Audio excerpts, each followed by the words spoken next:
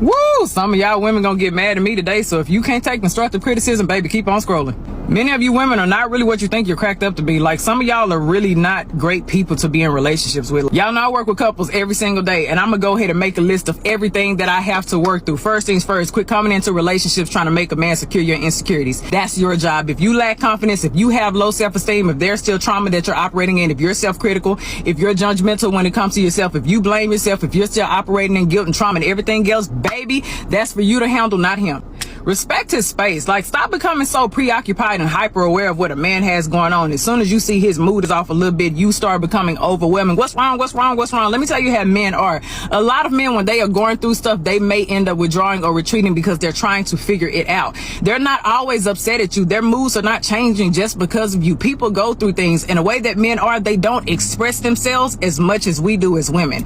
It's okay. Give that man some space. Oh yeah, the clinginess.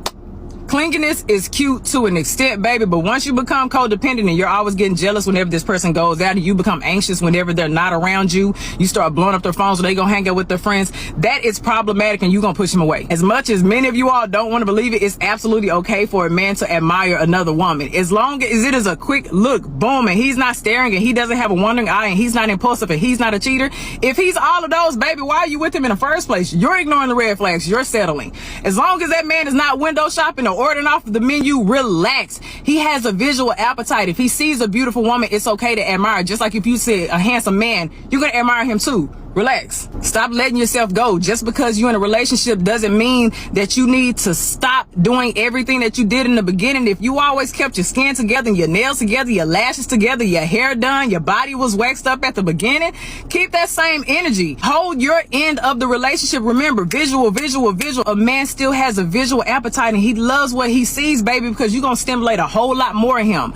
Don't let yourself go because you secured the relationship. As much as you want to believe it, you're not always right. As much as you want to always be in control, you have to let some things go, baby. You cannot love a man the way you want to love him. If you study him, if you pay attention, if you actually listen, I guarantee you he would tell you how to love him. You cannot limit the way you love him to a love language. That's why I hate the conversation of love languages. You can ask a man, what's your favorite love language? And he can say, oh, acts of service. And you think that's all you have to do to love him? No, baby, you got to study your man. Stop nagging him all the time. It's perfect.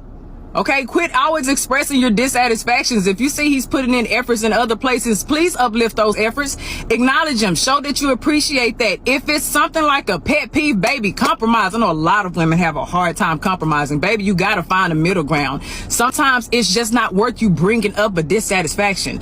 A lot of you all just be nagging. You're pushing that man away. It's okay. He's not always going to fit your idea. He's not always going to satisfy you in every area. Baby, I promise you, every trait that you may have on your beautiful checkoff list, he may not measure up to every single one of them. That's why you have to be selective. But stop nagging all the time. You can't read minds and you can't predict the future. So stop trying to interpret things and stop trying to jump to conclusions. Baby, it's not healthy. It's a distorted way of thinking and it will kill your relationship. Being independent is okay, but why do you have to be so independent that you're unreceptive? Men love to be needed.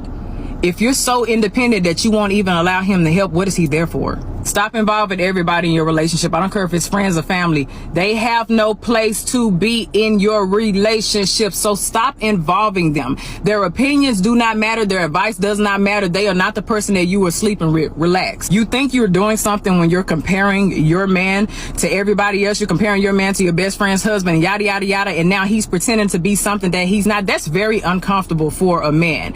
Baby, constructive criticism and destructive criticism are real things. If you're always criticizing, you're going to push him away and he's going to end up faking things and that's going to make him unhappy and then the intimacy is going to decline. And whose fault is that going to be?